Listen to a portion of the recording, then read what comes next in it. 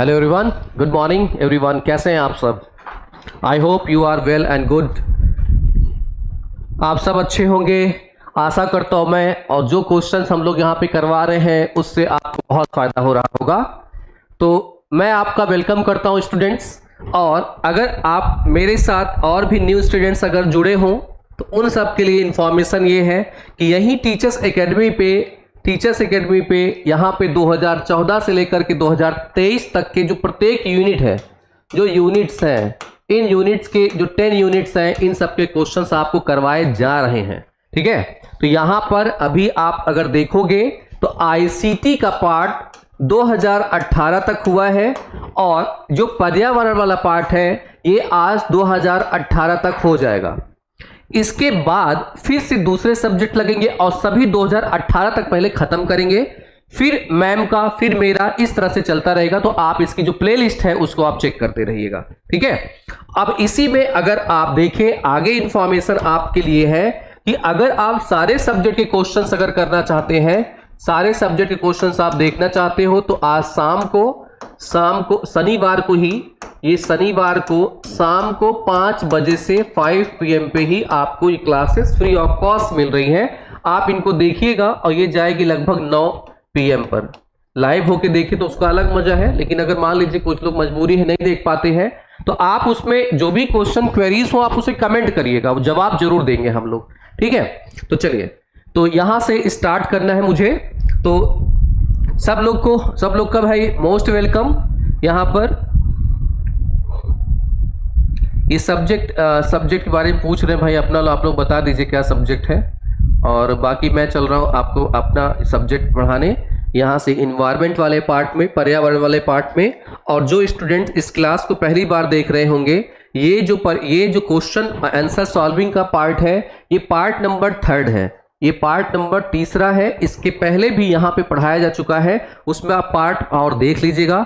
Environment से ही related और भी चीजें इस पे पढ़ाई गई हैं टीचर्स एकेडमी पे, आप उसको जाकर के देख सकते हो।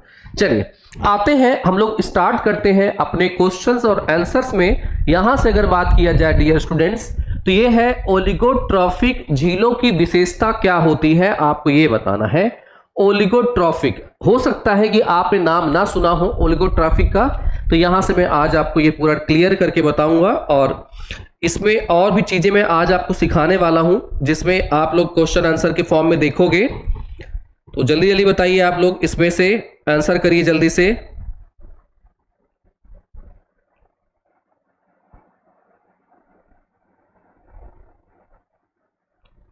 चलिए भाई बताइए जल्दी से।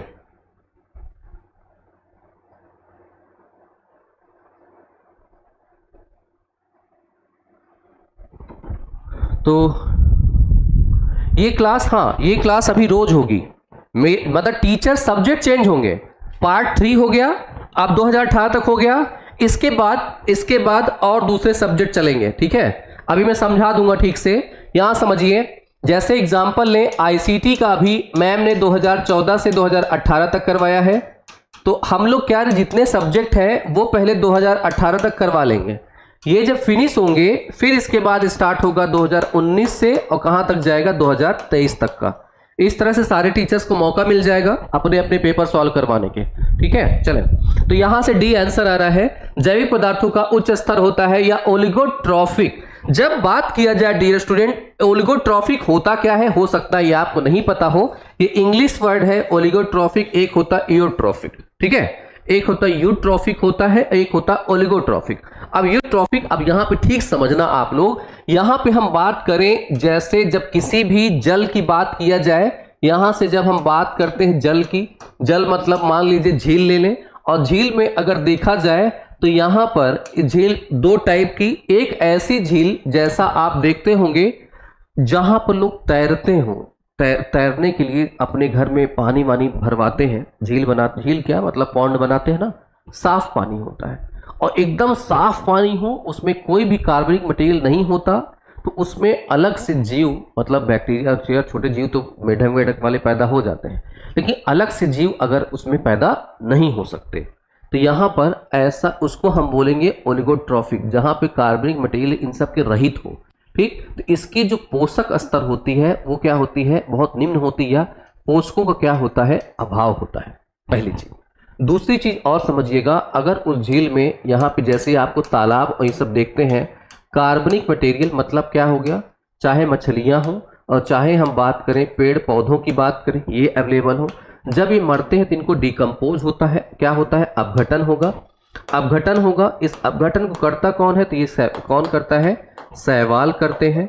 जब शैवाल इसका अपघटन करते हैं तो जो झील के अंदर ऑक्सीजन अवेलेबल होती है उसको ये लेते हैं, इसको हम क्या कहते हैं, बीओडी कहते हैं, ठीक। लेकिन ऐसी झीलें जो स्वच्छ एकदम हो, स्वच्छ पानी हो, जिसके उत्पादक, जिसमें कार्बन मटेरियल नहीं हो, अलग से उसमें शैवाल बैक्टीरिया अवेलेबल ही नहीं है, तो उसकी उत्पादकता भी क्या होगी, एकदम निम्न होगी, उसमें पोषक तत्व का क्या होता है, अभाव होता है, ये याद रखना है, ठीक।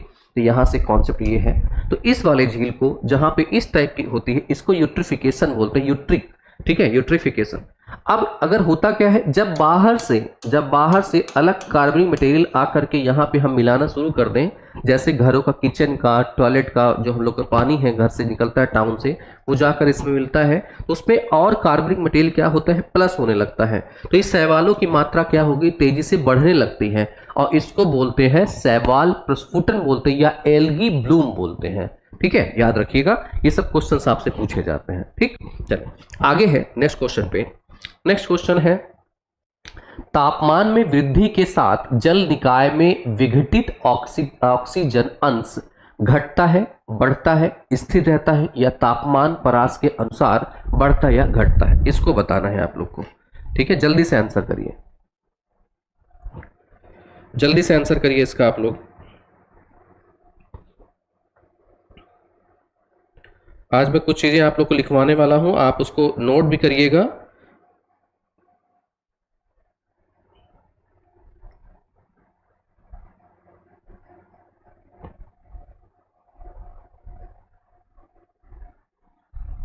चलिए बताइए भाई, जल्दी से आप लोग उसका आंसर करिए। तो यहां से आंसर सर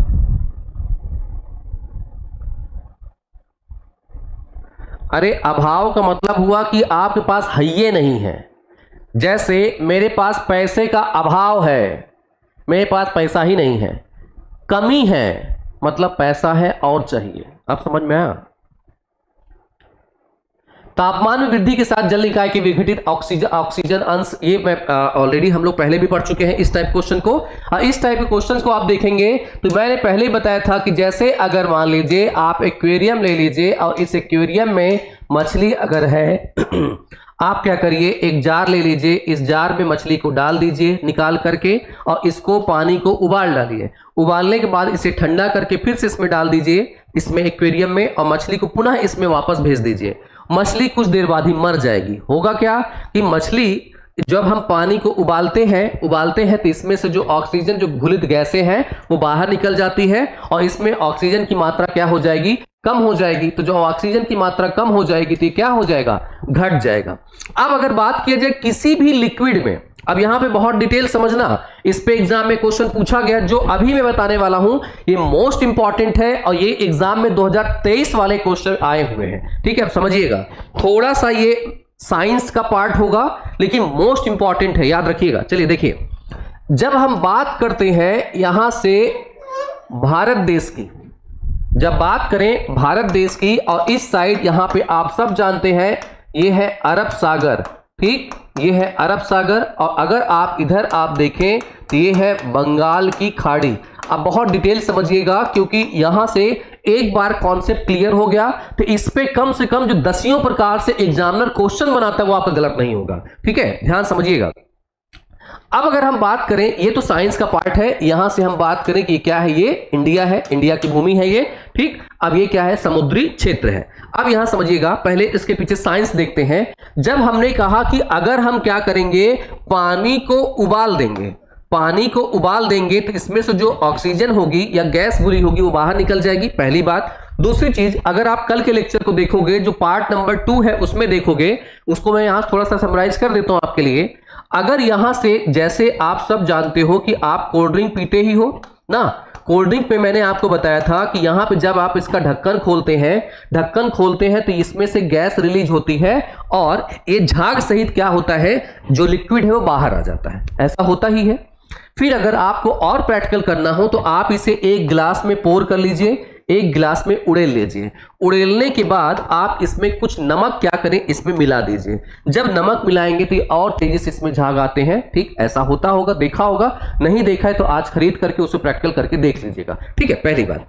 अब ये हुआ क्यों, क्योंकि इसमें गैस कहां से आई, वो गैस कौन सी है, CO2।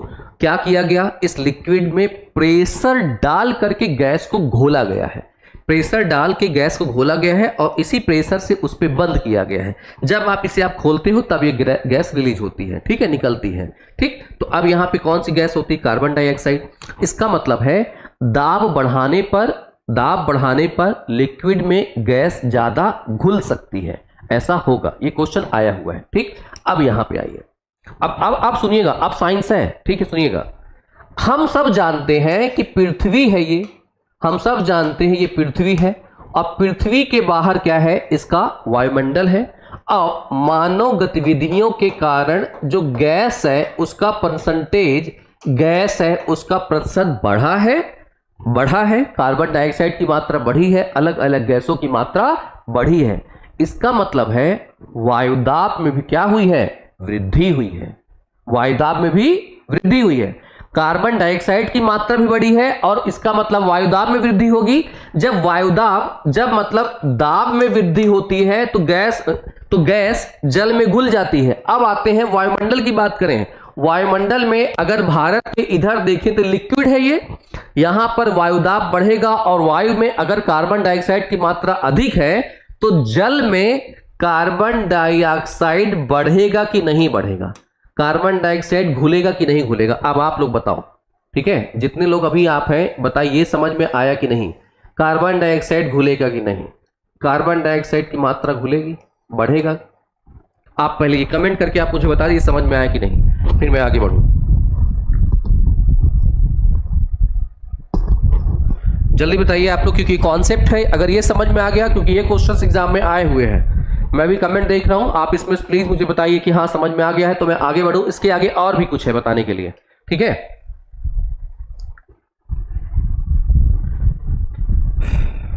बस आपसे एक ही रिक्वेस्ट है डियर स्टूडेंट्स, इसको लाइक और शेयर और लोगों को कर दीजिए ताकि और लोग आए, कंपटीशन बढ़ सके अपने इसमें।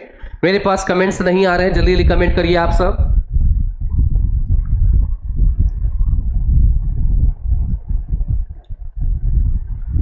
बढ़ेगा, बिल्कुल बढ़ेगा। अब यहां समझिए, जब कार्बन डाइऑक्साइड की मात्रा इसमें बढ़ेगी, कार्बन डाइऑक्साइड की जब मात्रा बढ़ेगी तो याद रखिएगा, जब किसी भी लिक्विड में हम कार्बन डाइऑक्साइड की मात्रा अगर बढ़ा रहे हैं और ताप बढ़ा रहे हैं तो इसकी अम्लता क्या होगी, अम्लता, ठीक है, मतलब इसकी एसिडिटी क्या होगी, वो बढ़ेगी। मतलब यहां पे वायुदाब अगर हो रहा है, यहां पे समझिएगा, जब वायु दाब में क्या हो रही है, वृद्धि, और इसमें कार्बन डाइऑक्साइड अवेलेबल है और कार्बन डाइऑक्साइड जल में घुल रहा है, क्या हो रहा है, जल में घुल रहा है, मिल रहा है, तो इससे जो जल की अम्लीयता होगी, जल की अम्लीयता में वृद्धि होगी। क्या होगी, वृद्धि होगी। ये बात सही है, जल की अम्लीयता में वृद्धि होगी। अब अगर जल अम्लीय हो जाएगा तो इसमें जो रहने वाले जीव हैं, जो पेड़ पौधे हैं, जो मछलियां हैं, जो छोटे जीव हैं, वो भी क्या हो जाएंगे, नष्ट हो जाएंगे, नहीं नष्ट होंगे। तो ये किस पे प्रभाव डालेगा, जो जलीय पारितंत्र है, यहां पे अगर देखें तो जो जलीय पारितंत्र है उसको क्या करेगा, ये नुकसान पहुंचाएगा। तो यहां से अगर समझिएगा तो जलीय पारितंत्र क्या होगा, घटेगा या प्रभावित होगा, घटेगा या प्रभावित होगा। सही बात है, ठीक है। तो ये भी हो रहा है, ये समझ में आया होगा। तो इसी पे क्वेश्चन आपके एग्जाम में 2023 में आया हुआ है, 2020-22 वाला उठाइए, उसमें क्वेश्चन पूछे गए हैं। इससे रिलेटेड इस टाइप से क्वेश्चन यहाँ पूछे जाते हैं। ये समझ में आ गया, चलें आगे बढ़ते हैं। तो ये क्वेश्चन पूछा गया है, याद रखिएगा। इन सब टाइप के क्वेश्चन आपसे में भी पूछे जा सकते हैं फिर से, ठीक है। चलिए आइए दूसरे क्वेश्चन पे आते हैं हम लोग। रियो प्लस 20 सम्मेलन का एक मुख्य परिणाम किसके समुच्चय का विकास करना था। आज मैं इसको आपको डिटेल समझा दूंगा, इसके बाद इस टाइप क्वेश्चन कभी गलत नहीं होंगे। आज को जो लेक्चर बहुत इंपॉर्टेंट है, याद रखिएगा, आप इससे बहुत कुछ सीखेंगे। ठीक है, चलो बताएं जल्दी से इसको।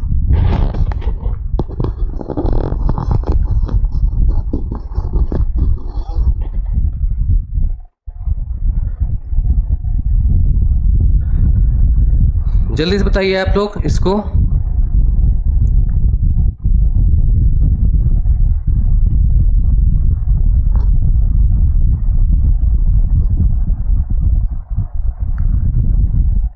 चलिए देखिए, यहां पे जो डिटेल्स मैं आपको समझाने जा रहा हूं बहुत अच्छे से समझिएगा, क्योंकि इस पे एक बार अगर समझ लिया आपने, इससे क्वेश्चन फिर दोबारा से गलत नहीं होगा। ठीक है, आइए मैं अब आपको जो चीज समझाऊंगा उससे एग्जाम में भर भर के क्वेश्चन पूछता है। ठीक है, चलो देखो, यहां से अगर हम देखें डियर स्टूडेंट्स, याद रखिएगा, जब हम बात कर रहे हो डेट की, जब बात कर रहे हो डेट की, समय की, समय डेट की बात करें तो आपको एक डेट मैंने हमेशा बताया है 1972।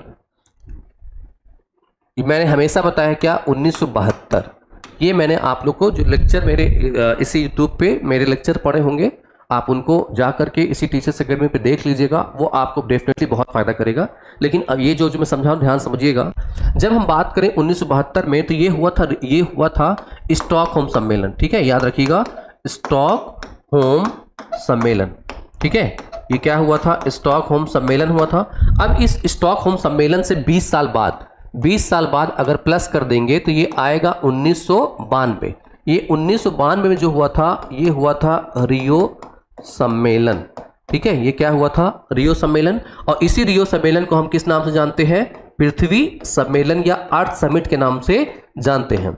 अब यहां दोनों चीज में ध्यान रखिएगा, जब हम बात करें 1972 के टाइम की, तो 1972 के टाइम में यूएनईपी बनी थी, जिसको बोलते हैं यूनाइटेड नेशन इन्वायरमेंटल प्रोग्राम। अब आप सब जानते हैं 5 जून को क्या मनाया जाता है, पर्यावरण दिवस। ठीक है, अब यहां समझिएगा, जब इसके बाद भी 20 साल बाद चले, इसके बाद 20 साल प्लस कर दीजिए तो कहां पहुंच जाएंगे आप, 2012। ठीक है, 2012 में पहुंच जाएंगे। अब यहां पे क्या है, रियो है, और ये क्या हो जाएगा, रियो प्लस 20 हो जाएगा। ठीक, अब ध्यान दीजिएगा। फिर इसके बाद अगर हम आगे बढ़ें, यहां से ये आएगा 2015, और इसके बाद क्या आएगा 2021 वाला पार्ट। अब बीच में कहां खा गए सर, तो इसके बीच कोई इंपॉर्टेंट चीजें नहीं थी, इसलिए इसको नहीं बताया मैंने। फिर इसके बाद यहां से 2022 में कट करके यहां पे आ रहा हूं 2030 में। ठीक है, अभी समझना क्या चीजें हैं, बहुत इंपॉर्टेंट है, याद रखिएगा। ठीक है, अब यहां समझिएगा, जब 1992 की बात करते थे, एक यहां पे आता है एजेंडा 21। ये सब डिटेल मैंने बढ़ा रखा है, ये सब डिटेल मैंने इसी यूट्यूब चैनल पर पढ़ा रखा है, आप उसके लेक्चर जाके देख सकते हो। ठीक है, अब यहां समझिएगा, 2012 की बात करें, 1992 की बात करें यहां से, तो यहां पर आप याद रखना, इस वाले पार्ट में इन दोनों के बीच में अगर देखें तो एक डेट आएगी, सन 2000 आएगा। क्या आएगा, सन 2000। ये आपको बहुत इंपॉर्टेंट याद रखना है। सन 2000 में क्या आता है, एक प्रोग्राम है जिसको बोलते हैं एमडीजीज बोलते हैं। क्या बोलते हैं, एमडीजीज, मिलेनियम डेवलपमेंट गोल, सहस्त्राब्दी विकास लक्ष्य। क्या है,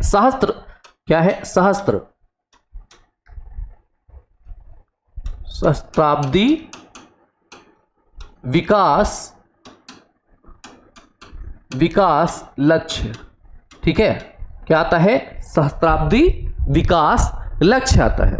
ठीक, अब ये विकास लक्ष्य आता है कितने साल के लिए, 15 साल के लिए आता है। 2000 में स्टार्ट करेंगे और 2015 में क्या हो जाएगा, ये एंड हो जाएगा। 2015 में क्या होगा, यहां पे समाप्त होगा। ठीक है, 2015 में ये समाप्त होगा। यहां तक समझ में आया होगा। अब यहां समझो, यहां से स्टार्ट हुआ सहस्त्राब्दी विकास लक्ष्य, और सहस्त्राब्दी विकास लक्ष्य 15 साल के लिए आया था। इसमें क्या था, 8 लक्ष्य थे। कितने हैं, 8 लक्ष्य हैं। ये मैं अलग से इसी यूट्यूब चैनल पे, यहां पे टीचर्स अकेडमी पर पढ़ाऊंगा। यहां पे क्या है, ये 8 लक्ष्य यहां पे निर्धारित किए गए। अब इन 8 लक्ष्यों को निर्धारित किया गया। अब पाना कब है, 2015 तक पाना है। ठीक, अब 2015 तक अगर पाओगे तो आप ये बताइए कि 2015 में समाप्त होगा, तब हम इसकी समीक्षा करेंगे कि इसके पहले ही इसकी समीक्षा हमें कर लेनी चाहिए। 2015 में 15 में खत्म होगा, तो हमें नया प्रोग्राम की तैयारी पहले करनी चाहिए कि बाद में करनी चाहिए? ठीक है, अब आप बता सकते हो। ठीक है, देखो यहां पे अगर हम बात करें, ठीक है, यहां से अगर बात किया जाए तो ये यहां से आती है और ये क्या होगा, समाप्त होने वाला है। तो इसकी हम समीक्षा करेंगे। इसकी समीक्षा कब करेंगे? 2012 में समीक्षा करेंगे इसकी। ठीक है, क्या करेंगे? समीक्षा करेंगे। समीक्षा मतलब क्या? क्या हमने अचीव किया, क्या अचीव नहीं किया, इसमें क्या अच्छाइयाँ थी, क्या कमियां थी, क्या रह गया, क्या पाना है, सब हम इसकी समीक्षा कहाँ करेंगे? 2012 में। और ये आएगा रियो प्लस 20। और रियो प्लस 20 को ही हम, अगर आप याद करके इसमें क्वेश्चंस को आप देखें तो लिखा है रियो प्लस 20 सम्मेलन। रियो प्लस 20 सम्मेलन समर्थनीय विकास लक्ष्य है, शताब्दी विकास लक्ष्य है, राष्ट्रीय विकास रणनीति, राष्ट्रीय भूमि पुनरुद्धार रणनीति। क्या लिखा है? का एक मुख्य परिणाम किसके समुच्चय का विकास करना है। अब यहां पे क्या कह रहा है? समीक्षा नहीं कह रहा है, आगे कौन सा स्टार्ट करेंगे। ठीक है, यहां पे क्या कह रहा है? समुच्चय का विकास करना है, आगे कौन से स्टार्ट करेंगे? इसकी तो हम समीक्षा करने वाले हैं, सहस्त्राब्दी की। सहस्त्राब्दी की यहां पे इसकी हम समीक्षा करेंगे, आगे क्या स्टार्ट करेंगे। ठीक, तो यहां पर आप समझिएगा ध्यान से, यहां पे कह रहा है इसकी आप समीक्षा कर रहे हो 2015 में रियो प्लस 20 में। अब यहां पे क्या होगा? अब यहीं पे संकल्पना किसकी आएगी? एसडीजीज की। किसकी आएगी? एसडीजी की। एसडीजी प्रोग्राम जो कि स्टार्ट कब होगा? स्टार्ट कब होगा? 2015 से। और 2015 से कब तक जाएगा? 2030 तक। ठीक है, तो यहां पर एसडीजी की समीक्षा करने हम कहां बैठे हैं? 2012 में एमडीजी की समीक्षा करने बैठे हैं। और यहां आगामी जो प्रोग्राम स्टार्ट करना है एसडीजी, उसके लिए हम क्या करें? एक आधार बना रहे हैं। ठीक, और इसको लागू कब करेंगे? 2015 के 31 तारीख तक एमडीजी खत्म हो जाएगा, उस पर फिर एसडीजी ला देंगे। ये समझ में आ गया? बताइए, यहां तक किसी को दिक्कत है तो प्लीज बता दीजिएगा। किसी कोई दिक्कत हो? ये समझ में आ गया? किसी कोई दिक्कत हो प्लीज बताइए, ये समझ में आ गया?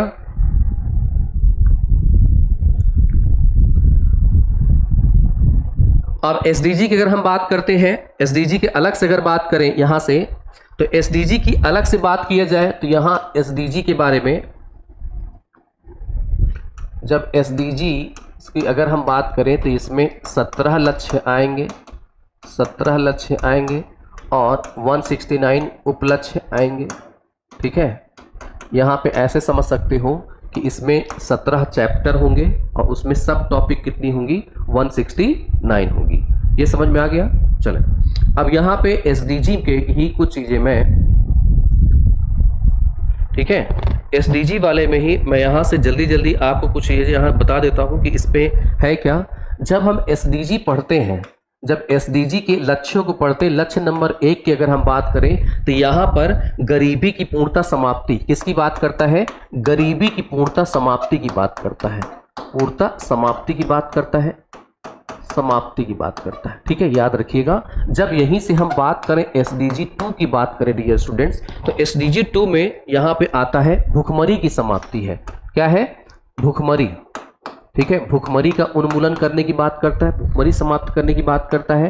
जब यहाँ पे एसडीजी 3 में आएंगे तो यहाँ पे अच्छे स्वास्थ्य की बात करता है। ठीक है, अच्छे स्वास्थ्य की बात करता है, स्वास्थ्य की बात करते हैं, ये याद होना चाहिए आप लोग को। ठीक है, अब आप लोग बताइए, ये सब चीजें आप लोग को याद है कि मैं पूरा यहाँ पे डिटेल से आपको लिख के बता दूं? एक बार आप लोग बताइए जल्दी से, तो मैं आपको यहाँ से बताऊं। ठीक है, चले जल्दी जल्दी बताते रहिएगा आप लोग। फिर इसके बाद अगर हम चौथे नंबर पे देखें, चौथे नंबर की बात करें तो यहाँ पे गुणवत्तापूर्ण शिक्षा की बात करता है। गुणवत्तापूर्ण शिक्षा, गुणवत्तापूर्ण क्या करता है? शिक्षा की बात करेगा। और ऐसे गुणवत्तापूर्ण शिक्षा जिससे भावी आने वाले समय में, ठीक है, आने वाले समय में क्या करना है? हाँ, आने वाले समय में यहां से कि लोग अपना क्या कर सके, यहां से जो आय है वो जनरेट कर सके, अपनी गरीबी दूर कर सके। इसको आप लोग याद कर लीजिएगा, या अगर याद है बहुत अच्छी बात है। तो अगर हम यहीं पे 5वें नंबर की बात करें तो लैंगिक समानता की बात करता है। जब 6वें नंबर की बात करते हैं साफ पानी और स्वच्छता की बात करता है। जब 7वें नंबर की बात किया जाए तो आप सब जानते हैं सस्ती और स्वच्छ ऊर्जा की बात करता है। जब 8वें नंबर पे अगर हम जाते हैं तो इसमें अच्छा काम और आर्थिक विकास की बात करता है। ठीक है, अच्छे काम और आर्थिक विकास की बात करता है। इसके बाद जब हम लोग यहाँ से 9वें नंबर पे अगर जाते हैं तो उद्योग, नवाचार और बुनियादी ढांचे की बात करता है। ये सब चीजें आपको अगर याद है अच्छे से, वेरी गुड। ठीक है, चले तो फिर इसके आगे मैं नहीं जा रहा, बाकी आप लोग याद कर लीजिएगा। कुछ चीजें हैं इसमें बहुत इंपॉर्टेंट, इस पे मैं एक अलग से लेक्चर लूंगा। तो 169 जो इसके सब गोल है ये आपसे एग्जाम में पूछे जाते हैं, यहां यही इंपॉर्टेंट है। तो इसको मैं आपको डिटेल से पढ़ाऊंगा। अभी 1-2 लेक्चर हो जाए अपना ये, तो इसके बाद मैं पढ़ाऊंगा अलग से, आपकी इसकी वीडियो आपको मिल जाएगी। ठीक है, जिन लोगों को नहीं पता है। ठीक है, चलो आगे चलते हैं, नेक्स्ट क्वेश्चन पे आते हैं। नेक्स्ट क्वेश्चन है निम्नलिखित में से किस उपयोग योग्य कंपोस्ट निर्माण की अवधि 3 से 6 माह की होती है। देखो ये जो क्वेश्चन है, ये क्वेश्चन है, हो सकता है नहीं आए, और अगर आप इसको बुक में ढूंढने जाओगे ना, बुक में आपको ये नहीं मिलेगा। ठीक है, बुक में आपको नहीं मिलेगा। ये क्या है, एक फैक्ट की तरह आप याद कर सकते हो, एक फैक्ट की तरह आप इसको क्या कर सकते हैं, याद कर सकते हैं। ठीक, तो यहां से अगर समझें, देखें तो ये जो कहां गया, 1 मिनट, जस्ट मिनट।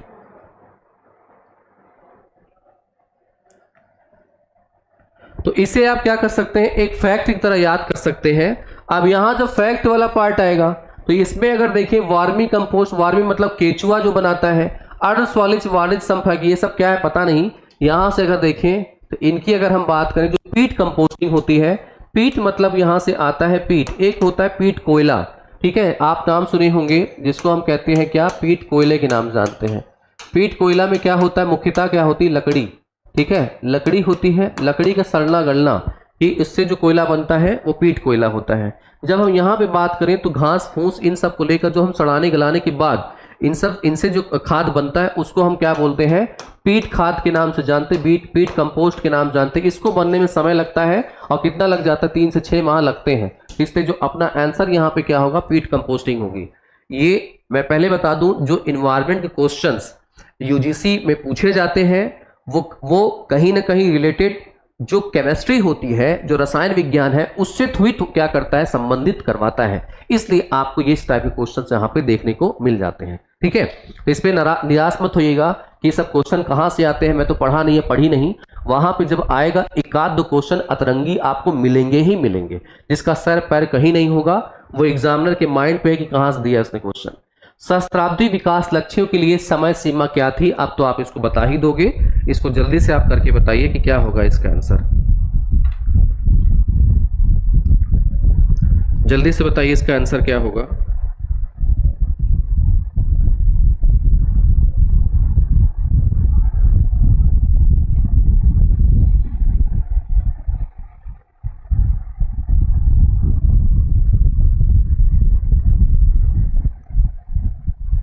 सहस्त्राब्दी विकास लक्ष्यों की समय सीमा। ठीक है, चले यहां से सहस्त्राब्दी विकास लक्ष्यों की समय सीमा की अगर हम बात करते हैं तो आप सबको मैंने बताया कि यहाँ पे क्या होगी, 2000 से लेकर 2015 तक। इतना तो आप लोग समझ ही गए होंगे। वर्मी कंपोस्ट को बनाने में कितना टाइम लगेगा। वर्मी कंपोस्ट जो होते हैं वो केचुआ बनाते हैं ना, केचुआ जो वार्म होते हैं, उसमें सही से 15-20 दिन या 1 महीना, उससे ज़्यादा नहीं लगता है।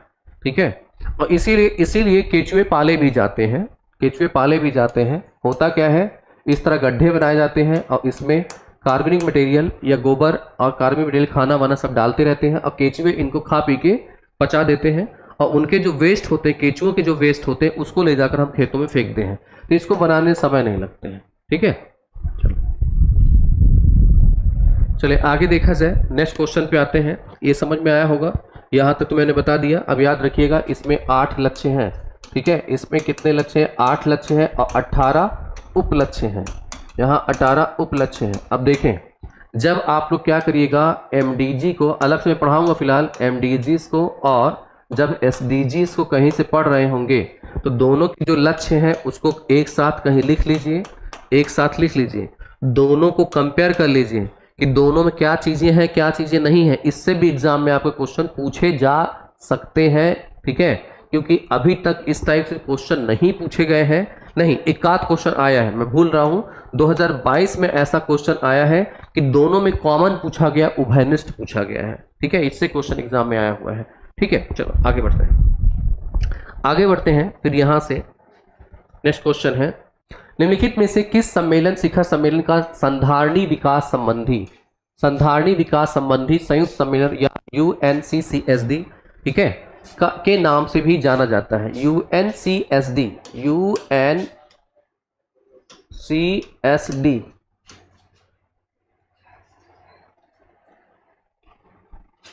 यहाँ पे ये गलत लिखा हुआ है, ये गलत लिखा हुआ है। हाँ, UNS संधारणी विकास डेवलपमेंट लक्ष्य है UNSDG।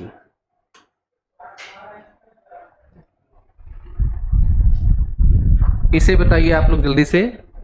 तो यहां पे अगर हम बात करें संधारणी विकास लक्ष्य या SDG सस्टेनेबल डेवलपमेंट गोल, इनकी अगर हम बात करें, और इसी को बोलते हैं संधारणी विकास लक्ष्य, या हम कहते हैं इसको सतत विकास लक्ष्य भी बोलते हैं।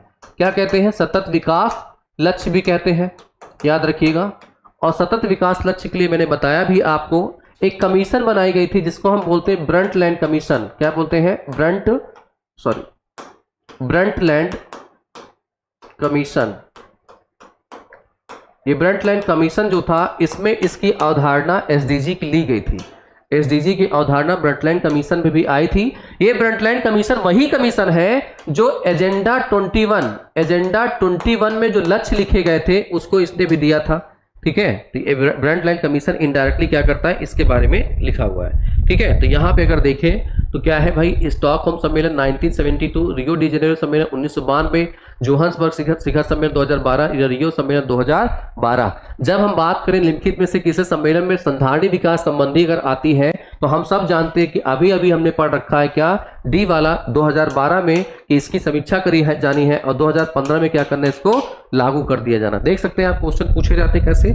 ठीक है, रियो डी जेनेरियो 1992 में आप वहां पहुंच गए, इस पर मैंने नाम भी नहीं लिया। अगर जो लोग 20 का आंसर कर रहे हैं, तो रियो डी जेनेरियो 1992 में कभी SDG का नाम लिया है मैंने, वहां पे SDG के बारे में कभी मैंने बोला है? ठीक है, कभी नहीं बोला मैंने इसके बारे में। ठीक है, चले आइए आगे आते हैं हम लोग। हाँ, 1983 में ब्रंटलैंड के लिए जो बता रहे हैं बिल्कुल सही। चले आगे बढ़ते हैं हम लोग। यहां से सतही ओजोन निम्नलिखित में से कौन महत्वपूर्ण भूमिका निभाती है? मतलब ओजोन के, यहाँ पे सतही ओजोन के बनने में इनमें से कौन सा महत्वपूर्ण योगदान निभाएगा, इसमें से आपको बताना है कौन सा आंसर होगा। ठीक है, मोस्ट इंपॉर्टेंट है इस पे भी, और इसके अगर कॉन्सेप्ट में कुछ बताऊंगा, इससे भी आपके एग्जाम में क्वेश्चन गलत नहीं होंगे। ठीक है,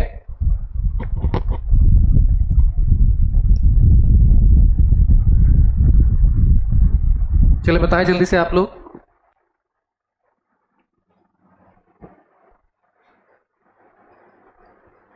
एक बार इसको पढ़ के इसकी नोट्स बना लीजिए, और जब आप इसकी नोट्स बना लेंगे तो ये गलत क्वेश्चंस इसके नहीं होंगे। फिर बी आंसर, डी आंसर, कुछ लोग क्या आ रहे हैं, आप देखते हैं यहां से क्या है, आप समझिएगा। यहां से अगर याद रखिएगा, जब हम बात करते हैं सतही ओजोन की, ठीक है, किसकी बात करें यहां पे, सतही ओजोन। सतही ओजोन में, और इसका भी फार्मूला क्या होगा, O3 ही होता है। इससे क्या होता है, नुकसान क्या पहुंचता है हमें, या नुकसान मतलब शरीर पे हमारे क्या पहुंचेगा, इससे आंख में जलन होगी, आंख और गले में जलन होती है। आंख नाम तो ले लिया, नाक भूल ही गया मैं। नाक, आंख और गले में क्या होती है, जलन होती है। ठीक है, इसके संपर्क में आंख आती है, नाक सांस लेते हैं और गला नहीं जाएगा, इससे जलन होता है बहुत ज़्यादा। ठीक है, फिर बाद में हमारे लंग्स पे भी प्रभाव पड़ता है। अब इस पे अगर देखें, एक और नाम सुना होगा आप लोगों ने VOC का नाम सुना होगा, VOC, volatile organic compound. Volatile organic compound जो मैंने आप लोग को बताया कि तेल के कण हो, तेल के कण, पेट्रोल से निकलने वाले कण, और इनके यह जो परफ्यूम होता है, परफ्यूम एक कॉर्नर पे आप मारिए, दूसरे कॉर्नर में महक आती है आपको वो। इसी तरह से तेल मिट्टी का तेल जहाँ अगर मान लीजिए पेंट हो रहा है उसकी महक आपको दूर तक जाती होगी। वो जो पार्टिकल उड़ते हैं, बहुत छोटे पार्टिकल होते हैं, उनको बोलते हैं VOC, वोलेटाइल ऑर्गेनिक कंपाउंड बोलते हैं। और इनकी जो साइज होती है वो 2.5 माइक्रोन से लेकर के कहाँ तक 10 माइक्रोन वाले को हम इसमें, ये खतरनाक होते हैं हमारे लिए, ठीक है, VOC।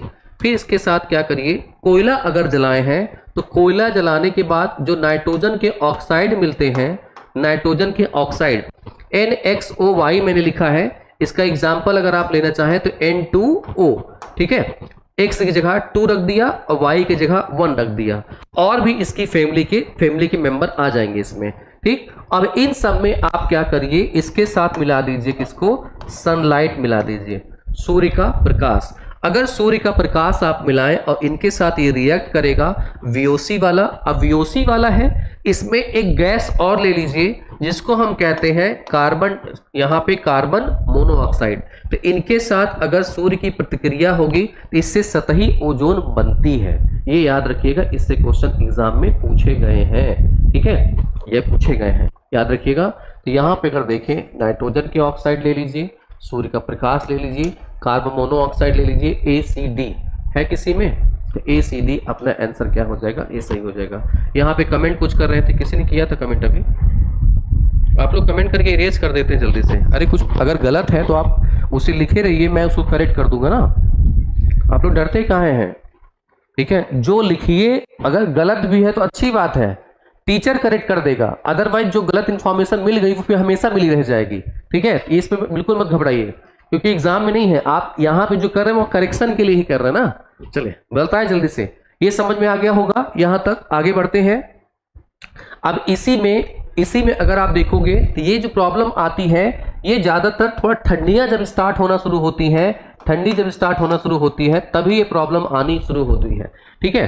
अब इसमें आप अगर देखोगे, एक चीज और ध्यान दे लो, जब यहां से नाइट्रोजन के जो ऑक्साइड है, नाइट्रोजन के जो ऑक्साइड है और प्लस इसमें अगर सूर्य का प्रकाश और प्लस यहीं पे हम क्या करें, ठंडी का मौसम थोड़ा अगर जोड़ दें, तो इससे जो धुंध बनने वाली है, ये भूरी कलर की होगी और ये हमारे लंग्स को नुकसान पहुंचाती है, ठीक है। और दिल्ली की जो समस्या है वो समस्या भी इसी से आती है, ठीक है, याद रखिएगा, ठीक।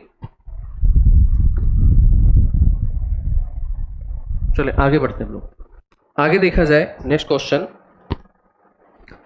कथन 1 है, संयुक्त राष्ट्र में वर्ष 2010 में सहस्त्राब्दी विकास लक्ष्य पारित किए गए थे। अब आप सबको पता है कि सही है गलत। विकास के लिए वैश्विक साझेदारी को विकसित करना सहस्त्राब्दी विकास लक्ष्यों में से एक लक्ष्य है, ठीक है। जल्दी से बताइए इसका आंसर क्या होगा। और जिनको अगर पता है MDG, जैसे अभी मैंने पूछा क्या SDG के लक्ष्य आपको याद है, आप लोगों ने कहा हाँ याद है, क्या MDG के लक्ष्य याद है? और अगर लक्ष्य याद है तो इसका लक्ष्य संख्या कौन सी होगी, इसमें लक्ष्य संख्या कौन सी होगी, इसका आंसर पहले मुझे चाहिए आप सबसे कि पहले इस क्वेश्चन का आंसर बताइए, कौन सा होगा कौन सा नहीं होगा।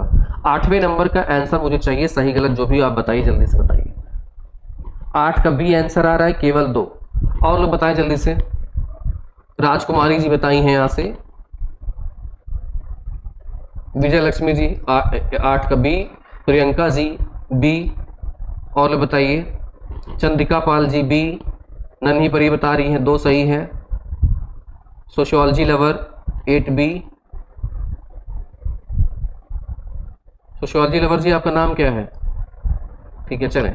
अब यहाँ पे B आंसर आप सबका आया हुआ है, ठीक है। आइए यहाँ पे अगर बात करें हम लोग, 2010 में तो नहीं आया था, आप सब जानते हो कब आया है, ये 2000 में आया है। अब यहाँ पे संयुक्त राष्ट्र में ये सहस्त्राब्दी मतलब किसकी बात कर रहा है, MDGs की बात कर रहा है, ठीक है, MDGs मिलेनियम डेवलपमेंट गोल। अब ये बताओ आपकी ये किस नंबर पे है, यहाँ पे वैश्विक साझेदारी, जो कि अपने प्रधानमंत्री भी कहते हैं सबका साथ सबका विकास सबका विश्वास। तो ये बताइए ये किसके अंतर्गत आएगा, कौन से नंबर पे आएगा, MDG के कौन से नंबर पे आएगा। लक्ष्य 8 है MDG का। यहां पे जयश्री वर्मा बिल्कुल सही है, जयश्री वर्मा ने कहा है कि यहां से जो MDG है, MDG का लक्ष्य 1 से अगर चलते जाएं तो MDG जो 8वां लक्ष्य है ये इसका लक्ष्य है। तो SDG में कौन सा लक्ष्य है, ये भी जल्दी से बता दीजिए आप लोग। यहाँ पे एसडीजी में कौन सा लक्ष्य है, बिल्कुल बताइए जल्दी से। हाँ 8वां है, 8वां, बिल्कुल बिल्कुल।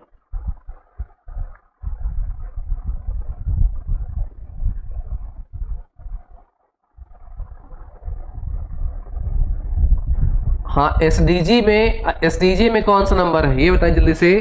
यही चीज अगर एसडीजी में देखी जाए तो एसडीजी में कौन से नंबर पे है ये।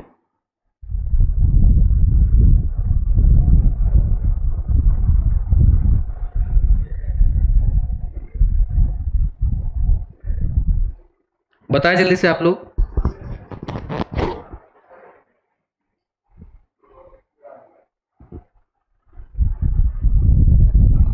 आप सब पोस्ट ग्रेजुएट स्टूडेंट्स हैं, आप लोग छोटी छोटी बात पे इतना गुस्सा क्यों हो जाते हैं। एसडीजी 17, यहां से विजय जी कह रही हैं 16 और यहां पे एक लोग कह रहे हैं चंद्रपाल जी 17। देखिए जिस पे आप अभी जवाब आया था 17 नंबर पे बिल्कुल सही है।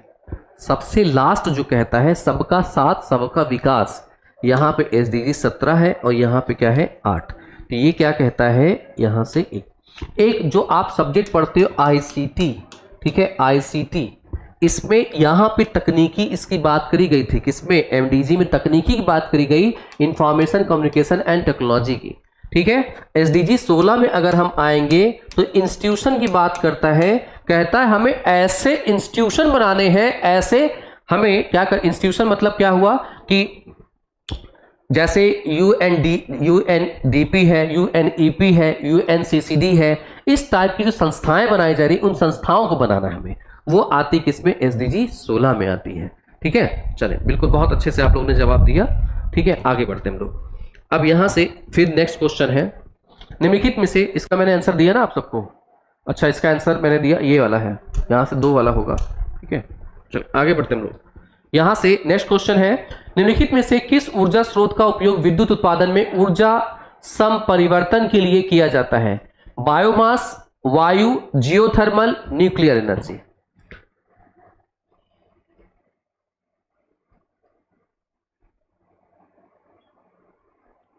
अब यहां पे कुछ यहाँ पे टाइपिंग मिस्टेक लग रही है, यहाँ पे कुछ टाइपिंग मिस्टेक है, ठीक है। आप टाइपिंग मिस्टेक में थोड़ा सा ध्यान देंगे यहाँ से।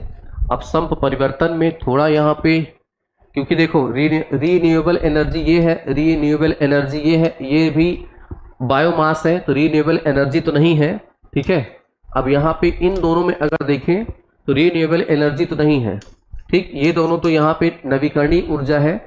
अब ये क्वेश्चन कुछ मुझे यहाँ पे मिस्टेक लग रही है, ठीक है, क्वेश्चन में थोड़ा इसमें गलती लग रही है। हाँ हाँ बिल्कुल सही बात है, नन्ही परी जी आप पहले पढ़ी हैं इसको, बिल्कुल सही। हाँ क्वेश्चन समझ में नहीं आ रहा, वो टाइपिंग मिस्टेक लग रही, कोई बात नहीं, इसको छोड़ देते हैं हम लोग, क्योंकि आए दाएं बाएं इसको बताने से क्या फायदा है, मान लो कुछ बताया, पढ़ कुछ लिया, ठीक है। चले नेक्स्ट क्वेश्चन पे आते हैं। जलवायु परिवर्तन की समस्या के समाधान के लिए भारत सरकार के कितने राष्ट्रीय मिशन है। ये मोस्ट इंपॉर्टेंट है, कई बार एग्जाम में पूछा गया है, कई बार, जल्दी बताइए। इस पे भी आपको एक अलग वीडियो मिलेगी, मैं पढ़ाऊंगा इस पे, जो छोटे छोटे टॉपिक्स हैं इस पे वीडियोस आपको मिलेगी, मेरे ही नहीं, जितने 10 यूनिट है उस पे छोटे छोटे टॉपिक जो होती है वो आपको वीडियोस की मिलनी है, ठीक है। अलग धंधा, सर पीजी के एक सेमेस्टर में नेट जेआरएफ क्वालिफाइड कर लिया है तो क्या मैं वैलिड हूं, कृपया मुझे इसके बारे में बताइए। जब आप पूरा सेमेस्टर, जब 1 साल पूरा कर लीजिए और जो सेकेंड ईयर में पहुंचेंगे तब होता तो मान लेते हैं, लेकिन फर्स्ट ईयर में अगर हैं आप, नहीं होगा, फर्स्ट ईयर में नहीं हो सकता, ठीक है, फर्स्ट सेमेस्टर में नहीं है। आप अगर यही चीज थर्ड सेमेस्टर में होती तब बिल्कुल होता। अच्छा मुझसे ही पढ़ी हैं, गुड।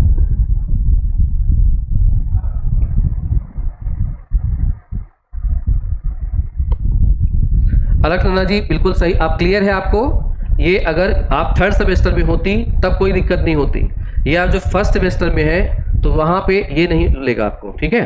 चलें अब देखिए यहाँ पे जो लोगों ने आंसर किया हुआ है, यहाँ पे 8 8 बिल्कुल सही है। अब यहाँ पे कुछ चीज बता रहा हूं सुनिए, जब हम बात करें तो इसका आंसर है 8। लागू कब हो जाता है? 2010 में सरकार इसको क्या करती, लागू होती है। 10वां क्वेश्चन भी है, 2010 में क्या करती, लागू करती। 2010 में ही क्यों लागू करती है? 2010 में इसलिए लागू करती है कि जब UNEP United Nation environmental programme कब होता है? 1992 में जो प्रोग्राम 1992 में जो प्रोग्राम करवा रहा है, 1992 में प्रोग्राम कराने में 3 संस्थाएं बनाती है। UNCCD बनाती है, एक संस्था UNCCD बनाती है, UNFCCC बनाती है, और एक संस्था बनाती CBD। CBD का मतलब क्या हुआ? बायोडायवर्सिटी, जैव विविधता के संरक्षण के लिए। तो जैव विविधता दशक मनाती है। एक क्या मनाएगी? जैव विविधता दशक। क्या आएगा? दशक आएगा। जैव विविधता दशक कब मनाया गया? तो ये मनाया गया 2000 से 2010 तक, और 2010 वाले को जैव विविधता वर्ष बनाया गया। क्या बनाया गया? जैव विविधता वर्ष। तो ये क्वेश्चन पूछा है कि हाल ही में यूएनईपी द्वारा जैव विविधता दिवस कौन सा, दशक कौन सा है? 2010। ठीक है, दशक कौन सा? 2000 से 2010। वर्ष कौन सा? 2010। यही 2010 था। तो ये भारत ने भी क्या किया कि आप वैश्विक स्तर पे कर रहे हैं, तो भारत भी क्या करेगा, अपने यहां क्या करेगा, भारत सरकार के जलवायु परिवर्तन की समस्या से निपटने के लिए राष्ट्रीय मिशन लाया, जिसमें 8 लक्ष्य लाए गए, और ये 8 लक्ष्य आपको याद होने चाहिए। ठीक है, 8 लक्ष्य आपको याद होने चाहिए। ठीक, अगर नहीं याद है तो आज ही क्या करिए, इसको सर्च कर लीजिए, गूगल पे सर्च कर लीजिए, और उसको अपनी नोटबुक में नोट कर लीजिए, और उसका क्रम दिया होगा, वो क्रम आपको याद होना चाहिए। आगे पीछे 2-3 मत कर दीजिएगा, उसका क्रम 1 2 3 4 बिल्कुल क्रम से याद करिएगा, क्योंकि एग्जाम में क्वेश्चन पूछे जाते हैं। ठीक है, चलिए यहां से आगे बढ़ते हैं हम लोग, और इस पे जब हम बाद में वीडियो बनेगी तो आपको मिल जाएगी ये। ठीक है, आगे बढ़ते हैं। निम्नलिखित में से किस प्रदूषक को भारत वायु गुणवत्ता सूचकांक में शामिल किया गया है? ठीक है, गुणवत्ता सूचकांक में तो शामिल किया गया carbon dioxide, chlorofluorocarbon, sulphur dioxide या मीथेन। ठीक है, तो यहां पे अगर हम देखें तो यहां पे आंसर याद कर लीजिएगा, यह है कार्बन डाइऑक्साइड, इससे अलावा कुछ मत जाइएगा। ये क्या है? Carbon dioxide. ठीक है, ये फैक्ट है, ये फैक्ट है, ये करंट का क्वेश्चन रहा होगा उस समय का, तो ये आपको याद होना चाहिए था, फैक्ट। ठीक है, तो ऐसे चीजें आप क्या करिए, करंट आप लोग क्या करिए, देखते रहिए। यहां से करंट अफेयर, अब समस्या क्या है ना, स्टूडेंट को जो बताओ तो करता नहीं है। यहां पे आप करिएगा क्या, एक कोचिंग है जिसका नाम है विजन IAS, विजन IAS। ठीक है, विजन IAS की एक मैगजीन आती है, मैगजीन आती है। इस मैगजीन को आप PDF free of cost download कर सकते हैं। PDF डाउनलोड कर लीजिए। अभी जैसे अगस्त चल रहा है, तो आप क्या करें, पिछला जनवरी से लेकर के अब तक का, इसे मान लिया आपने डाउनलोड कर लिया। डाउनलोड जब कर लेंगे आप, तो इसमें इन्वायरमेंट वाला सेक्शन होगा। उस इन्वायरमेंट वाले सेक्शन से कुछ चीजें जो आपके काम की है उसको नोट कर ले। 2-2 पन्ने ज्यादा नहीं होगा, उसको नोट कर लीजिए। एक तो ये कर सकते हैं, ठीक है, और दिसंबर तक पूरा आप नवंबर तक कर लिए, तो आपके जो इससे जो करंट अफेयर क्वेश्चन कहीं से नहीं छूटेगा। ये भी नहीं करना चाहते तो फिर अब मेरे साथ जुड़े रहिए टीचर्स एकेडमी पे। अब हम लोग जहां पे पूरा कोर्स पढ़ाएंगे, उसमें जब करंट पढ़ाऊंगा तब फिर आप पढ़ ले सकते हैं। ठीक है, जैसा आप लोग को ठीक लगे, उचित लगे, यहां से मैं ये चीज बता रहा हूं आपको, जहां से क्वेश्चन एग्जाम में बना सकता है या उसका फोकस मैक्सिमम होता है। आइए आगे बढ़ते हैं नेक्स्ट क्वेश्चन पे। निम्नलिखित में से कौन नगर पालिका वाले ठोस कचरे की जैव वैज्ञानिक विधि है? मतलब जो नगर पालिका है, जो कूड़े करकट और बाकी जो वेस्टेज इकट्ठा करती है, उसका निस्तारण कैसे करती होगी? तो उसका सही तरीका है भूभरण, मतलब जमीन में दबा दें, चूर्णन, उसको पीस डालें, या कंपोस्ट तैयार करना, या उसका खाद बना लें और खाद बना के किसानों को दे दें, या उसको हम बेच दें, या क्या करें, स्ट्रेडिंग कर दें। ठीक है, आगे बताइए क्या हो सकता है? स्ट्रेडिंग मतलब जला डालें।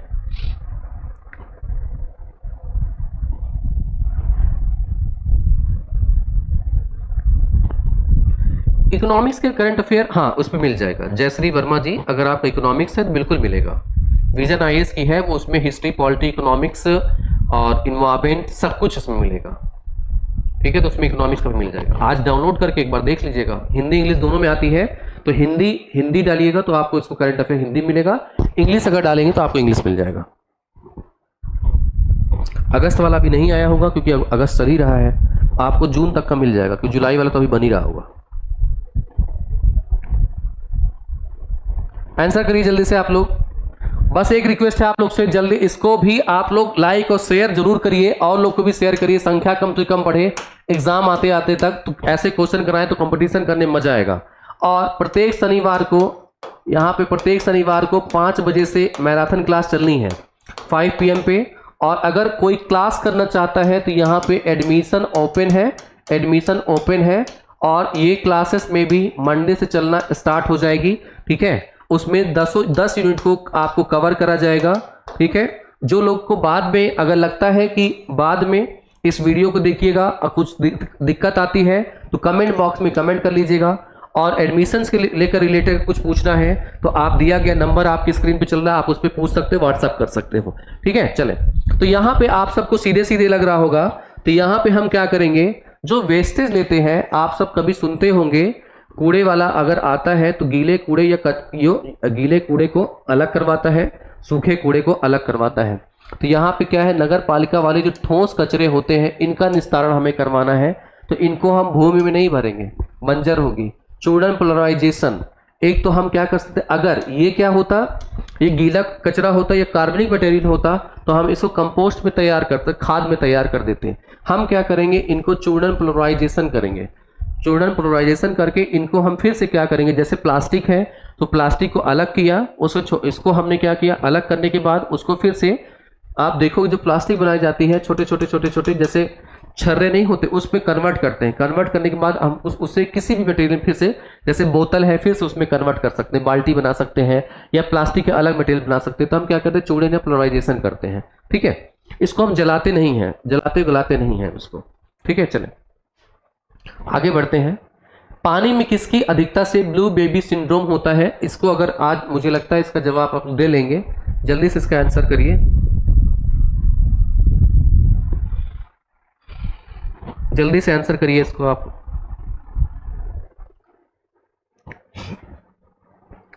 पानी में किसकी अधिकता से ब्लू बेबी सिंड्रोम होता है। अगर आपसे क्वेश्चन जब रोग के पूछे जाएंगे तो रोग में 2 तरीके के होंगे, एक तो खनिज पदार्थों से कौन कौन से रोग होते हैं, पदार्थों से कौन से रोग होते हैं, इधर आएगा बैक्टीरिया और विषाणु से कौन से रोग होते हैं। आप इसकी एक लिस्ट बना लीजिए, इसकी लिस्ट गूगल पे सर्च करिए, इसकी एक लिस्ट बना लीजिए, इधर बैक्टीरिया से, वायरस से, कवक से, इधर आप क्या करिए जो मटेरियल उनसे बना करके एक पेज पे लिख लीजिए, फिर इस टाइप क्वेश्चन आपको कभी परेशान नहीं करेंगे। तो यहाँ पे जो बेस्ट आंसर है वो है नाइट्रेट। नाइट्रेट की कमी, अगर नाइट्रेट की अधिकता हो जाती है तो बच्चों में ऑक्सीजन की कमी हो जाती है, और ऑक्सीजन की जब कमी होती है, जब बच्चा मर जाएगा, कमी होगी, तो उसका जो शरीर है वो नीला पड़ जाएगा। इसी नीले पड़ने की वजह से उसे बोलते हैं ब्लू, और कौन मर रहा है, बेबी, और यही से बोलते हैं ब्लू बेबी सिंड्रोम बोलते हैं, ठीक है। तो क्वेश्चन पूछे जाते हैं नाइट्रेट। आगे है नेक्स्ट क्वेश्चन पे, अंतरराष्ट्रीय सौर संधि इंटरनेशनल सोलर अलायंस की स्थापना हेतु संयुक्त रूप से किसने प्रयास किया था। यूएसए और भारत ने, फ्रांस और भारत ने, स्वीडन और भारत ने, चीन और भारत ने। इसका आंसर भी आप बता लोगे क्योंकि मैंने ऑलरेडी सब चीजें पढ़ा रखी है आप सबको, ठीक है। आंसर करिए जल्दी से आप लोग, जल्दी से आंसर करिए आप लोग। अंतरराष्ट्रीय सौर संधि इंटरनेशनल सोलर अलायंस की स्थापना हेतु संयुक्त राष्ट्र से किसने प्रयास किया था। तो यहाँ पे आंसर आ रहा है 14 का बी आंसर मेरे सामने, फ्रांस और भारत बता रहे हैं, ठीक है। राजकुमारी जी ने बताया, बाकी विजय लक्ष्मी जी बी आंसर बिल्कुल सही है आप सब। जब हम बात करते हैं इंटरनेशनल सोलर अलायंस की, तो ये आया था 2015 में, और 2015 में कहाँ हुआ था, पेरिस में हुआ था। और यहीं से अगर बात करें तो इंडिया, ठीक है, इंडिया और प्लस फ्रांस ने इसको इनिशिएट किया था। और ये सोलर अलायंस का जो मेन ये है कि यहाँ से क्या किया जाए, इस वाले क्षेत्र में, मतलब विषुवत-रेखीय क्षेत्र में जहाँ सूर्य का प्रकाश सबसे अधिक मिलता है वो, और इसमें क्या करें, अलग अलग देश भी इसमें शामिल हो रहे हैं। यहाँ पे देश की संख्या भी है, लेकिन देश की संख्या आपके एग्जाम में नहीं पूछी जाएगी क्योंकि वो चेंज होते रहते हैं। यूएसए इसका पार्टिसिपेट किया हुआ है, इसमें ये भी क्वेश्चन पूछा गया है। इसकी भाषा की अगर हम बात करें कि इसकी भाषा कौन सी होगी, आधिकारिक भाषा, तो इंडिया बोलता है कौन सा, हिंदी वाला पार्ट। फ्रांस बोलेगा, फ्रेंच पार्ट बोलेगा। पूरे विश्व को समझाना है तो एक माध्यम है अंग्रेजी का, ये आप क्या कहें, इंग्लिश ला दीजिए। जब हम बात करते हैं इसके हेडक्वार्टर की बात करते हैं तो अपने भारत देश का गुरुग्राम ले लीजिए। भारत देश का क्या लीजिए, गुरुग्राम। और गुरुग्राम को जब लेंगे तो कहाँ मिलेगा ये आपको, हरियाणा में। ठीक है, तो इसका जो हेडक्वार्टर है कहाँ पे है, हरियाणा में है। ठीक है, अगर आप यूजीसी के अलावा अगर कोई पेपर दे रहे होंगे तो जब आप क्या करिए, एक मैगजीन आती है क्रॉनिकल, एक मैगजीन आती है क्रॉनिकल। ये दो तरीके की आती है, एक आती है फॉर आईएएस स्टूडेंट के लिए, एक आती है नॉर्मल ऐसे अगर आप पढ़ते हैं। आईएएस वाली जो लेते हैं वो 100 रुपये प्लस की आती है, 100 रुपये की, और इसमें अगर लेते हैं 30 रुपये की आती है। मैं इसका प्रचार नहीं कर रहा हूँ, अच्छी है इसलिए बता रहा हूँ। लेकिन अगर आप क्या करते हैं, यूजीसी के अलावा कोई पेपर दे रहे हैं तो आप इस मैगजीन को पढ़ सकते हैं। इस मैगजीन में जो सेक्शन है इन्वायरमेंट वाला पार्ट, जब उनमें अगर आप देखेंगे तो यहाँ पर छोटी छोटी चीज़ें यहाँ भी होती रहती हैं। वो सब चीज़ें इसमें जो लिखा हुआ है वो करंट अफेयर आपके एग्जाम में पूछे जाते हैं, अगर यूजीसी के अतिरिक्त अगर दे रहे हैं तो। और अगर यूजीसी का दे रहे हैं तो इसके वाली जरूरत नहीं है, वो विजन वाली पढ़ेंगे आपका काम चल जाएगा। ठीक है, चलिए यहाँ तक समझ में आ गया होगा। ठीक है, हाँ, इसमें जो OSOWOG का भी कॉन्सेप्ट लिया गया है, वन सन वन वर्ल्ड। ठीक है, जैसे यहाँ कॉन्सेप्ट बता रहे हैं, यहाँ पे OSOWNOG, OG है यहाँ पे, OE है पहले, one sun one earth and one world. ठीक है, ये क्वेश्चन पूछे जाते हैं, सॉरी ये नहीं है, एक minute, one sun one world one grid, one sun है, वन वर्ल्ड है, वन ग्रिड है, ये इसका कॉन्सेप्ट है। आप क्या करिएगा, आज इंटरनेशनल सोलर अलायंस का मैं क्वेश्चन पूछ रहा हूं, इसको प्लीज जो लोग देख रहे हो कमेंट करिएगा। इंटरनेशनल सोलर अलायंस की वेबसाइट खोलिए, वेबसाइट खोलने के बाद उसकी थीम वहां लिखी होगी, वो थीम आप लोग कमेंट बॉक्स में जरूर कमेंट करिएगा, जो लाइव है और जो लाइव नहीं है, ताकि इसमें अभी जो लाइव है स्टूडेंट्स मुझे दिख रहे हैं काफ़ी संख्या में हो, तो कम से कम आपके जो उसमें कमेंट आने चाहिए कि हाँ आपने देखे, आपने अपने वर्क किए हैं। जो लोग बाद में इसको देखेंगे प्लीज़ आप लोग उसमें जा करके कॉपी पेस्ट ही करिएगा, लेकिन लिख जरूर दीजिएगा। ठीक है, जरूर देखिएगा इसको आप लोग। ठीक, चलें आगे बढ़ते हैं। नेक्स्ट क्वेश्चन है, कमेंट बॉक्स में जरूर कमेंट करिएगा। जलवायु परिवर्तन के संबंध में राष्ट्रीय कार्य योजना के अंतर्गत निम्नलिखित में से कौन मिशन है? अब देखिए आ गया ना जलवायु परिवर्तन मिशन, जिसमें 8 मिशन थे। 8 मिशन में से इसमें से कौन सा है? हिमालय पारिस्थितिकी तंत्र को संपोषण करना, सतत वन प्रबंधन, जलवायु परिवर्तन हेतु रणनीतिक जानकारी। ठीक है, इसमें जब आप देखोगे डियर स्टूडेंट्स, यहाँ पे इन दोनों का आंसर बता देता हूँ जल्दी से आप लोग को। जब इसमें देखेंगे तो यहाँ पे ये और ये, ठीक है, ए और बी। जब आप लोग क्या करिएगा, इसके बारे में पूरा पढ़िएगा, इसको गूगल कर लीजिएगा, पढ़िएगा, तभी 8 लक्ष्य आपको पता चलेंगे। इन 8 लक्ष्य को डिटेल से आप पढ़िएगा और उसको याद कर लीजिएगा, तो यहाँ पे आंसर अपना कौन सा होगा? ए और बी वाला होगा। ठीक है, आगे बढ़ते हैं हम लोग। नेक्स्ट क्वेश्चन है, भारत सरकार द्वारा वर्ष 2030 तक भारत में विद्युत शक्ति की कुल स्थापित क्षमता में नवीकरणीय ऊर्जा के हिस्से का कितना % लक्ष्य है? देखिए ये क्वेश्चन अब नहीं आएगा एग्जाम में, ये क्वेश्चन एग्जाम में नहीं आएगा। उस समय 2018 में ये करंट में था। ठीक है, ये 2018 में करंट में था, तो अब ये क्या हुआ? पुराना हो चुका है। अब आप लगे फिर यहाँ क्यों दे दिए?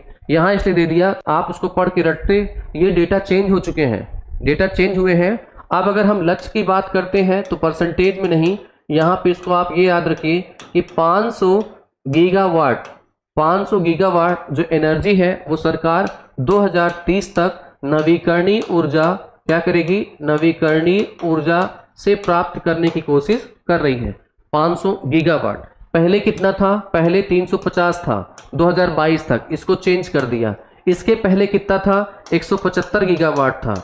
175 गीगावाट 2020 तक, फिर सरकार ने 2022 तक, फिर सरकार ने 2030 तक कितना कर दिया? 500 गीगावाट। 500 गीगावाट कब किया था? तो एक सम्मेलन हुआ था COP26 का। ठीक है, COP26 का सरकार 2021 में हुआ था, तब सरकार ने इसको चेंज किया था और 2030 तक कर दिया है। ठीक है, आई होप कि आप लोग को याद होगा।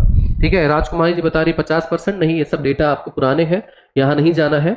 पहले हम लोग क्या करेंगे, इन सब डेटा को आप याद करिए, और जब आपके एग्जाम आने वाले होंगे, मान लीजिए नवंबर या दिसंबर में होगा, उसके पहले हफ्ते 10 दिन पहले जितने भी डेटा है मैं आपको सबको अपडेट करवा दूंगा। बिल्कुल नहीं घबराना है, इसलिए पुराने डेटा बिल्कुल मत याद रखिएगा, अदरवाइज क्वेश्चन भी गलत हो जाएंगे। ठीक, चले आगे बढ़ते हैं हम लोग नेक्स्ट क्वेश्चन पे। यहां देखते हैं, परमाणु कचरे को डंप करने के लिए निम्नलिखित में से कौन सा सर्वाधिक उपयुक्त विधि है? लवण खान, मरुस्थल, वन, समुद्र। मतलब इनको हम क्या करें, कहां ले जाके फेंक दें, डुबा दें, भर दें या मिट्टी में गाड़ दें, कहां पे क्या करेंगे? 15 नंबर क्वेश्चन में सी होगा, कौन सा है भाई? जलवायु परिवर्तन हेतु रणनीतिक जानकारी।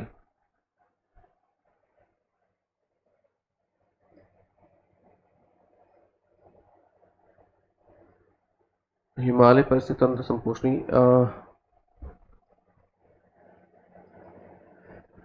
आप लोग अभी इसका आगे क्वेश्चन का जवाब देते रहिए। मैं 15 का सी देखता हूं, मुझे याद नहीं आ रहा। ऐसा तो नहीं कि मैं गलत इसको बता रहा हूं। इसको आप लोग इसका आंसर करिए 17 का, मैं आपको इसका आंसर कर रहा हूं अभी। हाँ, आप लोग इसका करिए, मैं आंसर कर दे रहा हूं। ठीक है, 1 मिनट।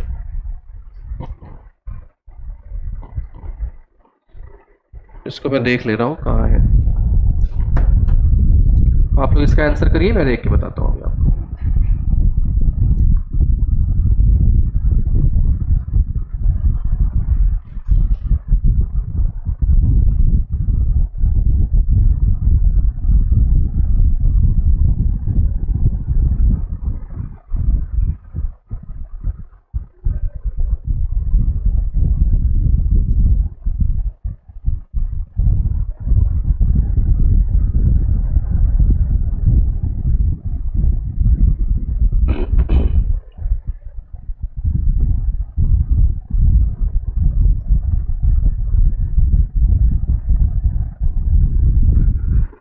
ये आंसर आप लोगों ने किया, पहले आप इसको आंसर कर लीजिए, फिर मैं उसको देखता हूँ, बताता हूँ आपको।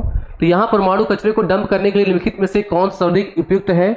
लवण, मरुस्थल, वन। तो हम लोग क्या करते हैं, समुद्र के अंदर जाकर क्या करते हैं, इसको डंप करते हैं। ठीक है, समुद्र के अंदर क्या करते हैं, डंप करते हैं। डी वाला आंसर होगा। ठीक है, चले नेक्स्ट क्वेश्चन पे आप लोग आंसर करिए तब तक। तो यहाँ पे नेक्स्ट क्वेश्चन है, निम्नलिखित में से पेरिस समझौते में की विशेषता कौन सी है? यह समझौता पर्यावरण प्रदूषण को कमी लाने के लिए उपयोग में ध्यान केंद्रित करता है। यह समझौता साम्य और उभयनिष्ठ के सिद्धांतों की पहचान करता है, पर उसका दायित्व भिन्न भिन्न होता है। पेरिस समझौते संबंधी 2020 के जलवायु हस्तक्षेप में इसमें से बताना है कौन सही होगा। ठीक है, इसको आप लोग बताइए। आप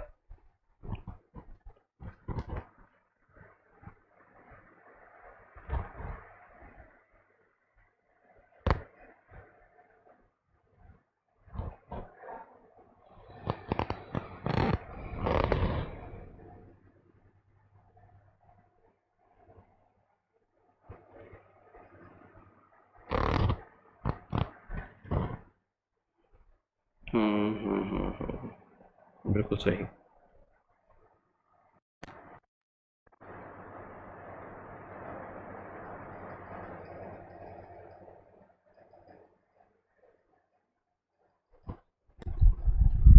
चले देखें,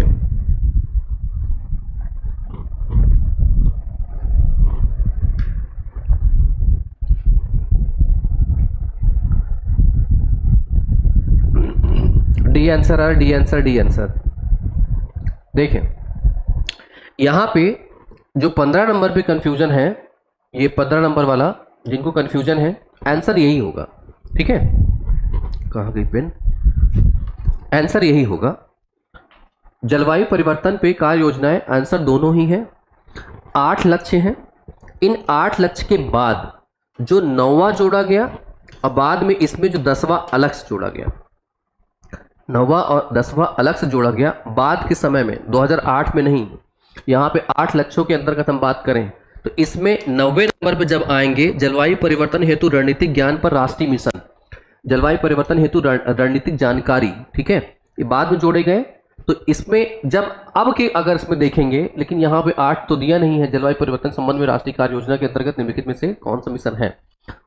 तो ये 2018 क्वेश्चन है, 2018 क्वेश्चन है। 2018 के हिसाब से अगर आप देखोगे तो ए और बी सही होगा। लेकिन अब अगर यहाँ पे 2023 के टाइम में अगर आते हैं तो ये लक्ष्य भी हम क्या करेंगे, यहाँ पे लेंगे, और इसको किसके अंतर्गत ले रहे हैं हम लोग, 9th के अंतर्गत ले रहे हैं। ठीक है, और लास्ट वाला है 10वां, मिशन का क्रियान्वयन है।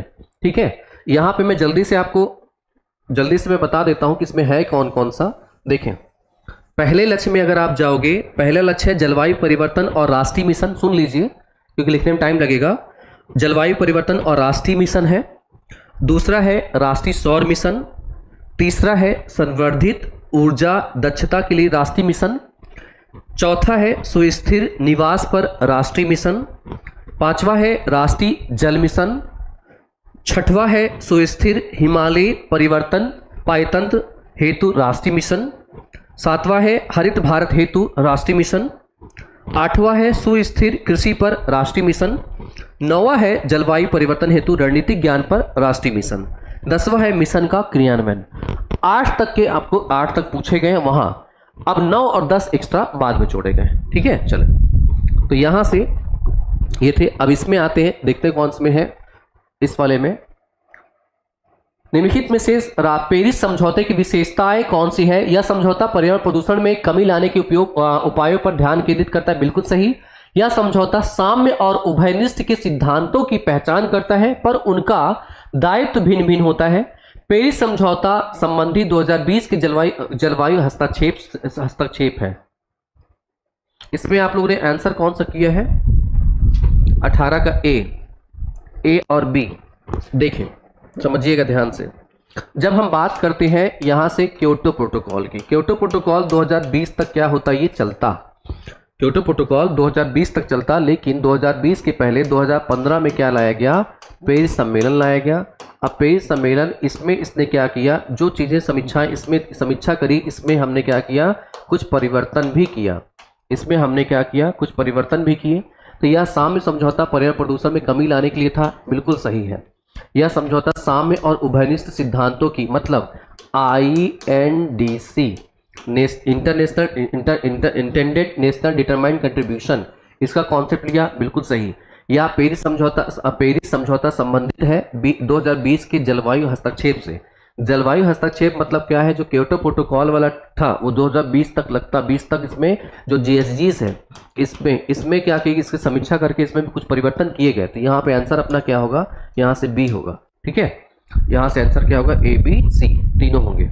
आगे है नेक्स्ट क्वेश्चन आपके इसमें स्क्रीन पे आते हैं। नेक्स्ट क्वेश्चन पे, नेक्स्ट क्वेश्चन है learning the treasure with in UNESCO report 1996 में निम्नलिखित में से कौन सा अधिगम स्तंभों का उल्लेख है। इसको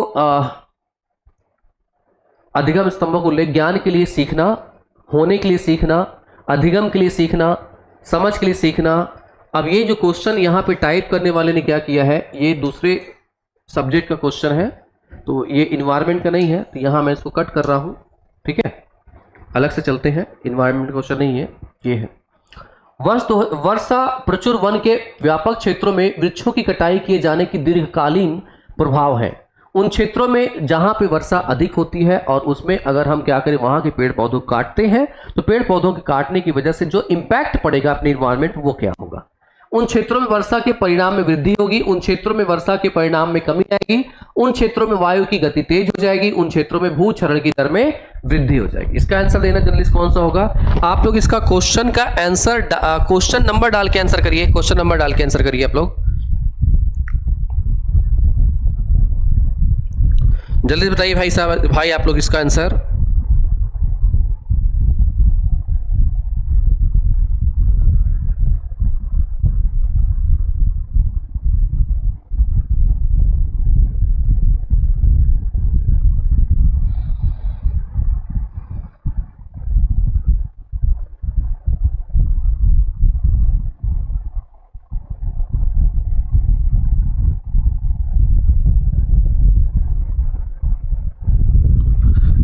बीसवां का डी।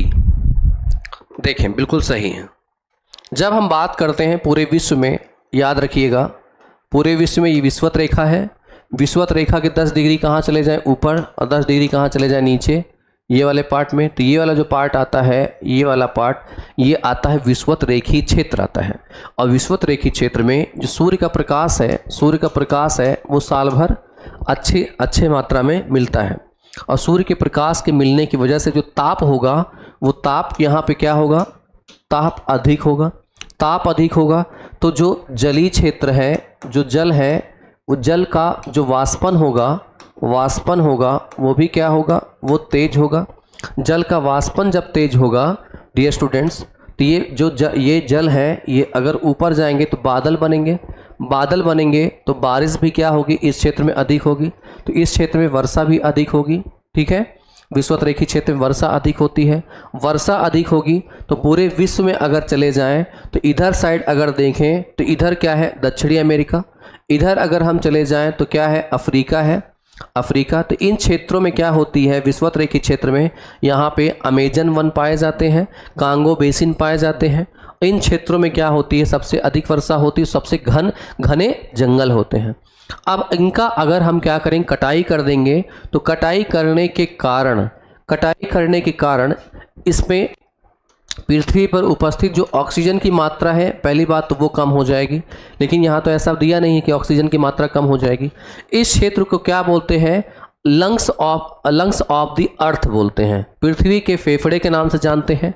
अब यहाँ पे क्या होगी, जो पेड़ पौधे होते हैं, पेड़ पौधे क्या करते हैं, मिट्टी के जड़ों को पकड़ के रखते हैं। अब अगर ये वर्षा वन वाले हैं, वर्षा अधिक होगी और वन उसमें कम होंगे तो उन क्षेत्रों में भूक्षरण की मात्रा क्या हो जाएगी, वो सबसे अधिक होगी। जो मिट्टी का कटाव होगा वो सबसे अधिक होना शुरू हो जाएगा। ठीक है, ये समझ में आ गया होगा। आगे है, निम्नलिखित में से किसको गौण वायु प्रदूषण माना जाता है, nitric oxide, ozone, sulphur dioxide and carbon monoxide. बताना भाई, सेकेंडरी इसमें से कौन होगा, आंसर करिए जल्दी से आप लोग।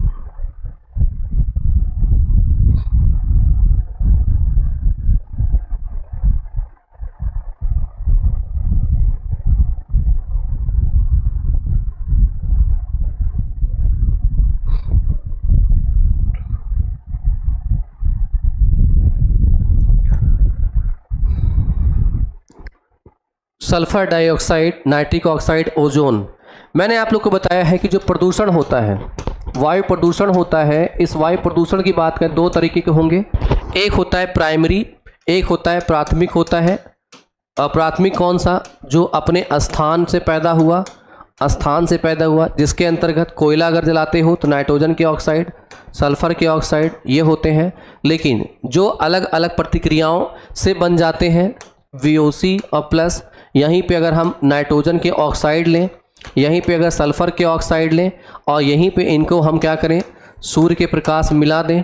सूर्य के प्रकाश मिलाने के बाद आपने देखा था आज के क्वेश्चन में ओजोन का निर्माण हो जाता है।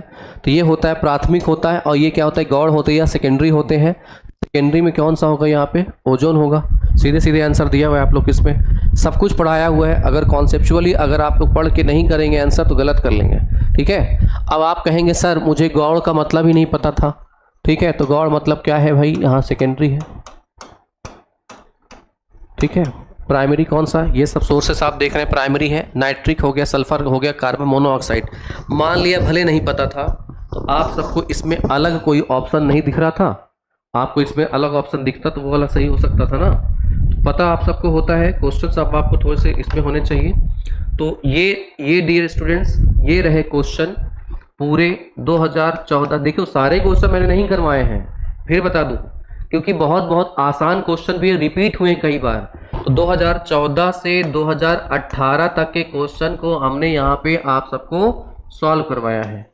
अब वेट करिएगा 2019 से 2020, 2021, 2022 और 2023 क्वेश्चन, इन सब को लेकर के फिर मैं मिलूंगा आपके साथ। ठीक है, लेकिन इसके बाद आपके अलग क्लास चलेगी। इसमें जो अभी तक था ये मैंने आप लोग को 2018 तक सॉल्व करवाया है। मंडे से कोई और क्लास मिलेगी आपको, बने रहिएगा टीचर्स एकेडमी के साथ। फिर हम मिलेंगे और फिर पर्यावरण वाले क्वेश्चन सॉल्व करते रहेंगे। इसकी अलग से आपको प्लेलिस्ट मिल जाएगी, उस प्लेलिस्ट में भी आप देखते रहिएगा। ठीक है, तो आई होप आप सबको बाकायदा ये चीजें समझ में आ रही होगी, आप इसको एंजॉय कर रहे होंगे।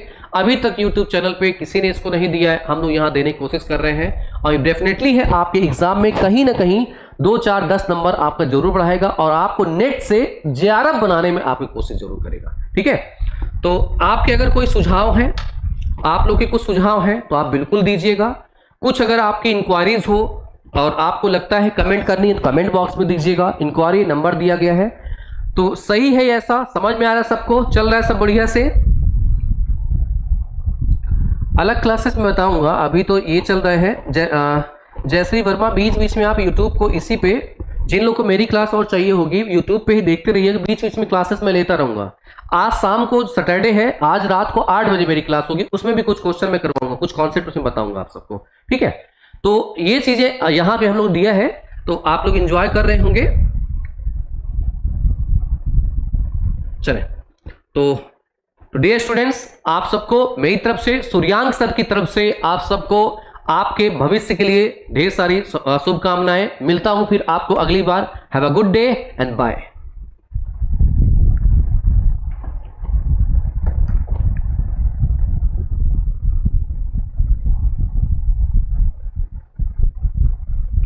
अभी पीडीएफ के लिए परेशान मत होइए जयश्री वर्मा जी, पीडीएफ आपको बाद में दे दी जाएगी। टेलीग्राम चैनल होगा इसका, आप लोग इसमें जुड़ जाइएगा, पीडीएफ बाद मिल जाएगी।